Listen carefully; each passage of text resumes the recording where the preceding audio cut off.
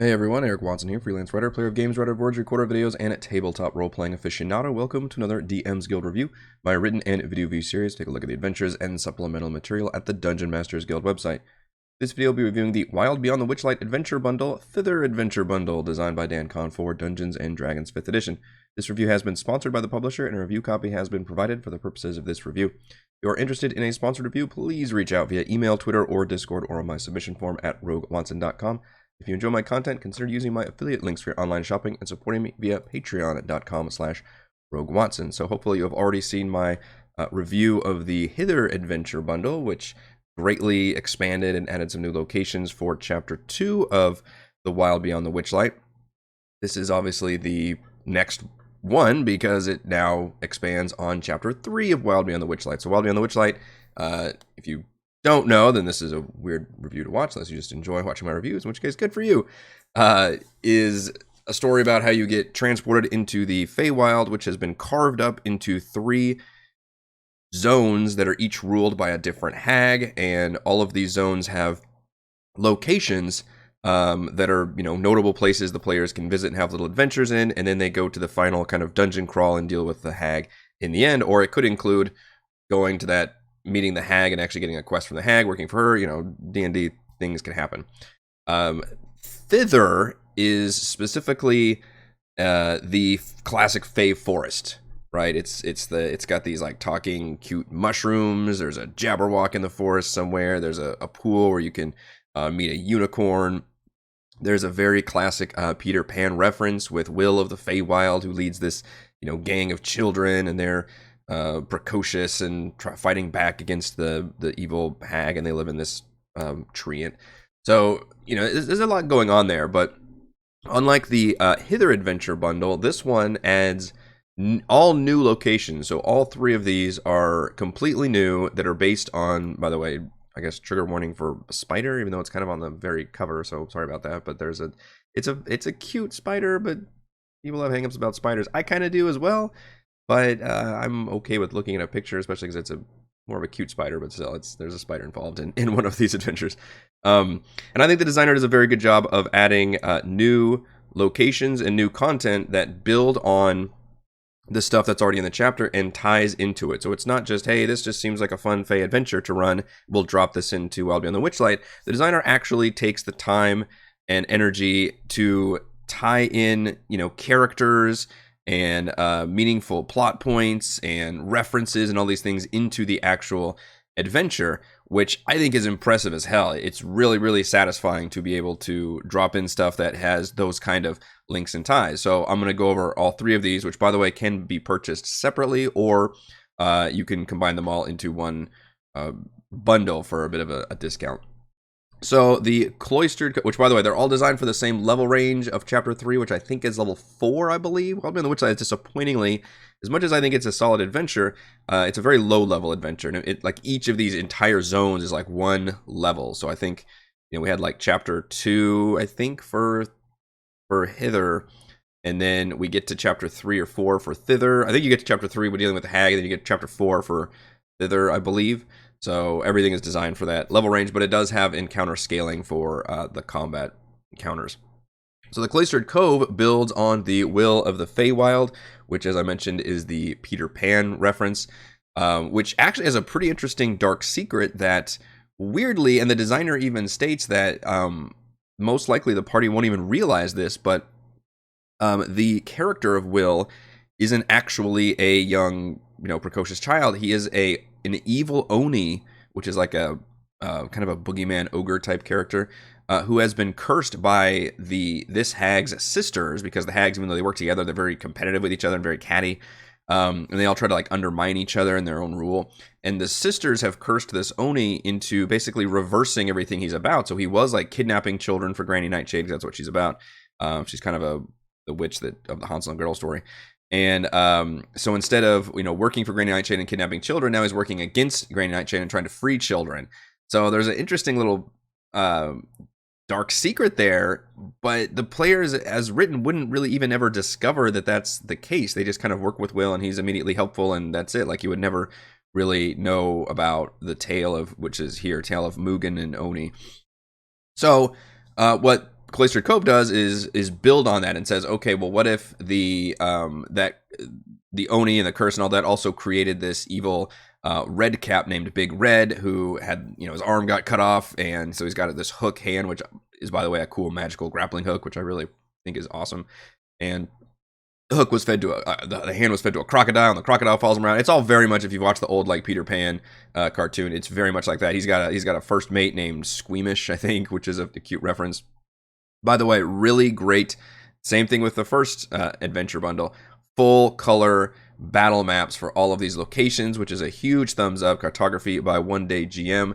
Gridded, non-gridded versions, the whole shebang, just awesome. All of these different little mini adventures do have full battle maps and color, and the detail map is just friggin' awesome. So huge thumbs up for that. So in this case, basically, instead of Will being just immediately helpful and wanting to, aid the players in taking out Granny Nightshade, he instead gives them a quest of, hey, can you go rescue my friend, which can either be Bella the Pixie, another Peter Pan reference, or you could put the oil can Squirt, who is the important guide that can lead you to the next area.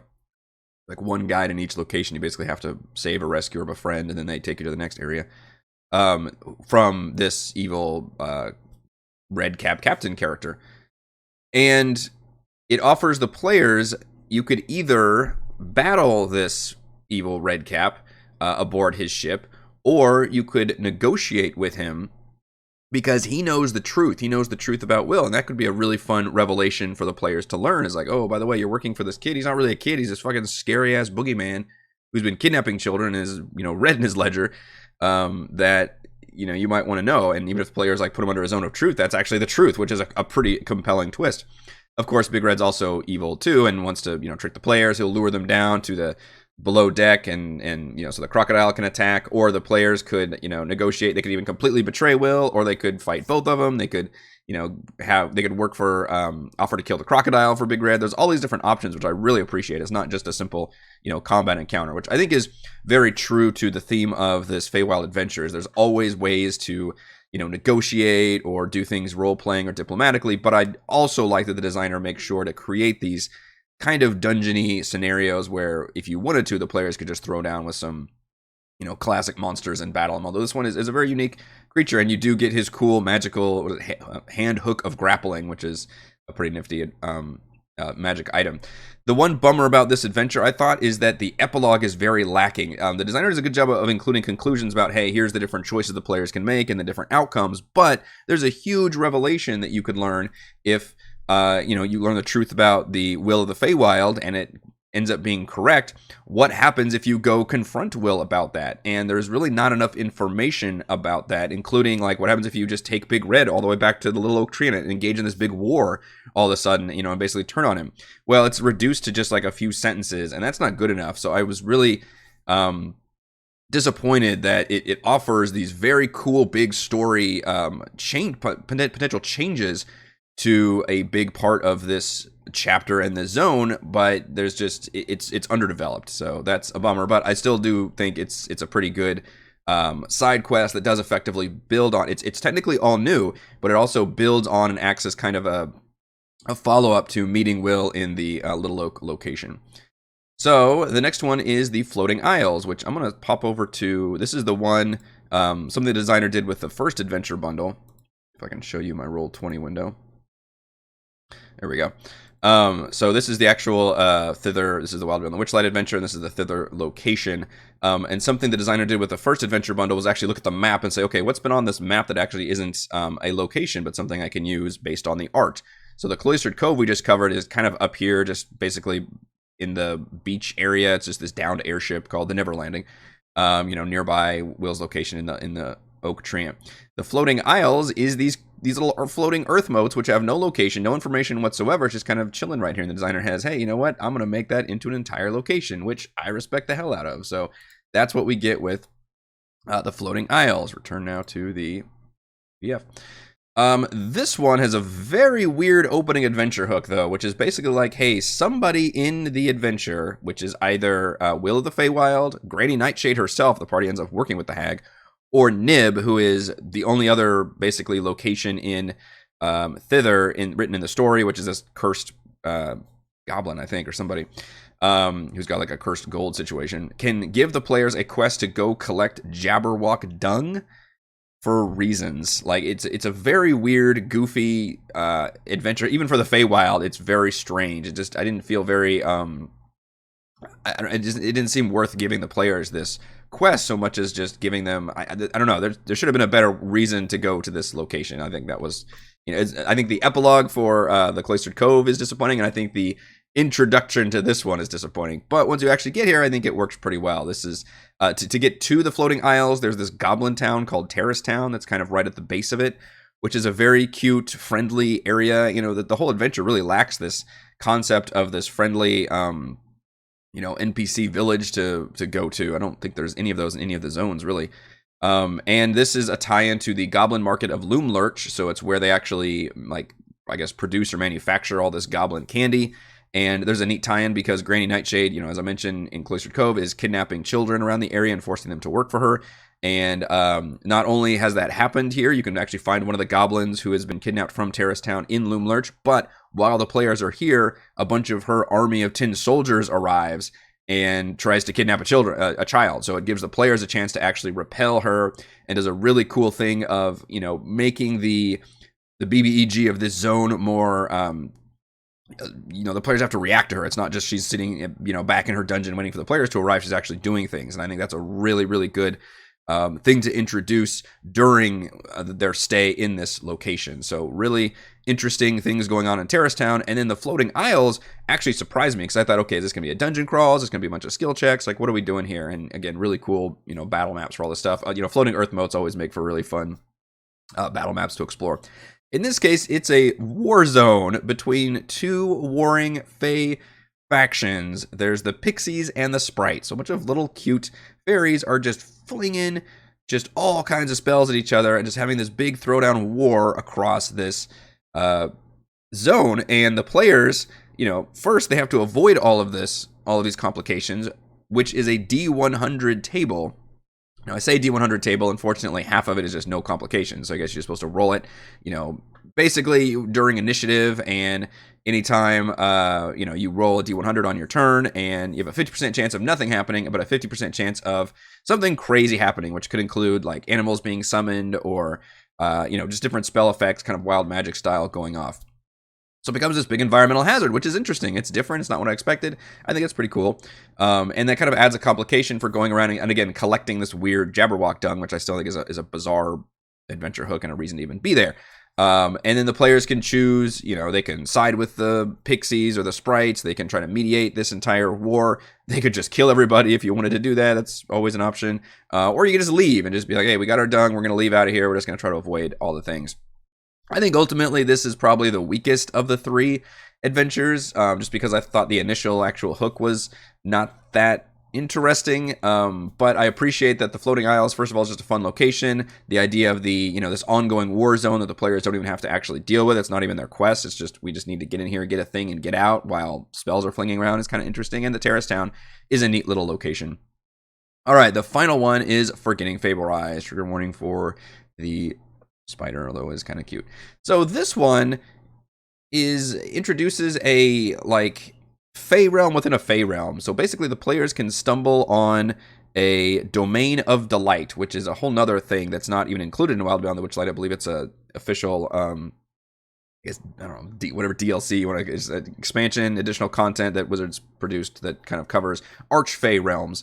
And this one is run by a giant spider named Yarn Spinner, who's actually just a nice storytelling spider. It comes off, which I didn't have that picture prepped, but there's a certain picture in Wild Beyond the Witchlight that towards, I forget where it is, but it's like a picture with like a giant spider with like glasses, and he's like reading a story to a bunch of animals.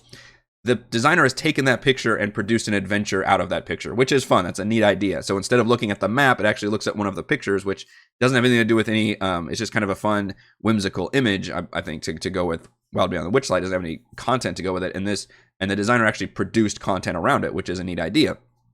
There's no real adventure hook. It's just, hey, you basically stumble into this zone, which overlaps into this other domain. And it is a little linear, but I think it works if the players are willing to play ball, and it works well. And it even mentions in the text, hey, this works especially well if the players are like fleeing some location, or they're otherwise really in need of a long rest out in the wilderness. Basically have them stumble into this zone.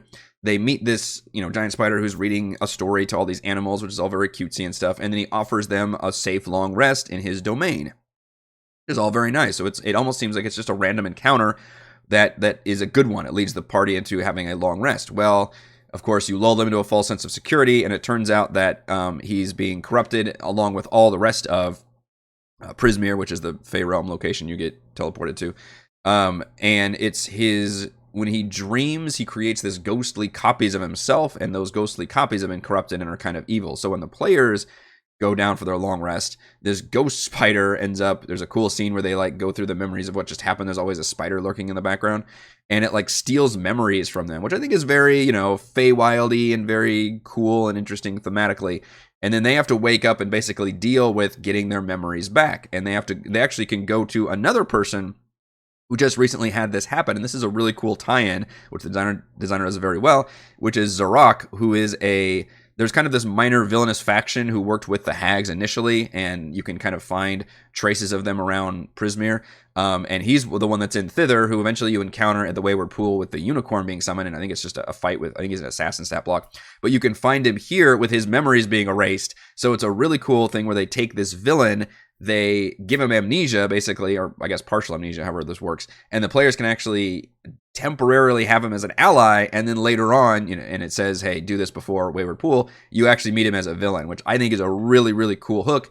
If your players are playing ball, again, a very linear sequence of events that they have to be able to, hey, you need a long rest here, and then this sequence happens, and then you need to be able to go to talk to this NPC who's, not the friendliest, but will help you guys, and then you go to an actual dungeon, which is one of our few real dungeon crawls that we have. It's very, very small, but it's still it's the Scriptorium. It's this, magical Fey library that the spider uses to read stories and write all his stories in, and it's all very cutesy with these magical books and things that the party can explore. The exploration checkmark is just off the fucking charts with this thing.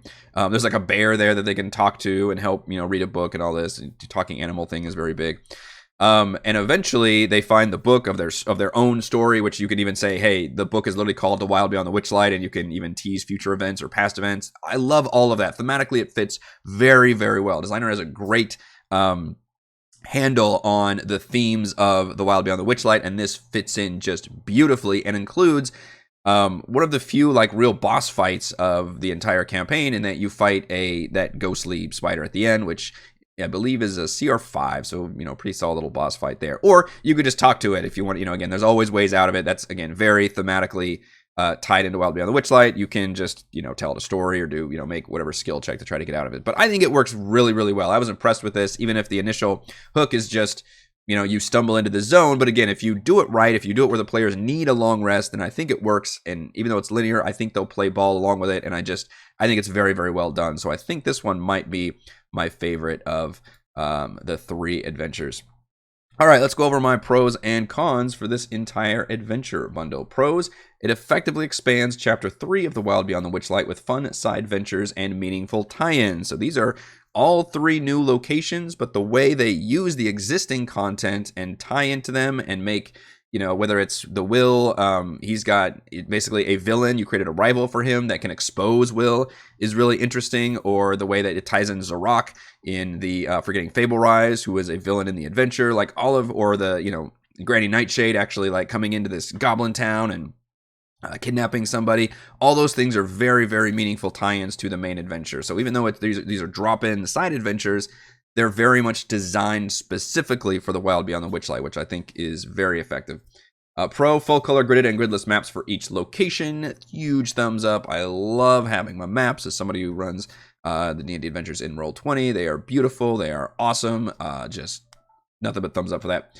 And pro: encounter adjustments for slightly higher level parties. So if the parties, for some reason you've been leveling them up differently, or they've just been doing things slightly out of order, there are some encounter adjustments. They're not including as sidebars, but they're included in these paragraphs about, hey, if you have this major fight and your player's level 5 or level 6, then increase the hit points, replace this character or replace this creature with that creature. That works really well.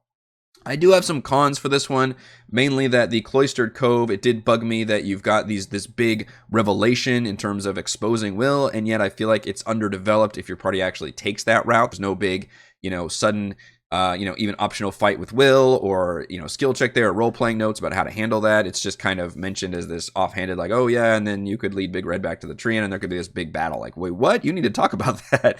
And then for the floating isles, I think the initial adventure hook to, like, you have to go collect a bunch of Jabberwock dung to go to these floating islands. Like, the islands themselves, I think, is fine. I just think there should have been a more compelling, like, maybe one of the goblins comes up to the players and says, hey, we could use your help doing something. There's a bunch of, there's a war going on above this floating isles. Could you go deal with that? Something more compelling to lead the players to that location would have been better. So those are my 2 cons for the bundle. Final verdict, Thither Adventure Bundle provides 3 all-new yet seamlessly integrated locations for the Wild Beyond the Witchlight, expanding the story and world of the 3rd chapter in all of the right ways. Thank you to everyone for watching this video review. You can see my written review at roguewatson.com. You can watch more reviews and follow our own D&D adventures here on my YouTube channel and support my work at patreon.com/roguewatson. Thank you.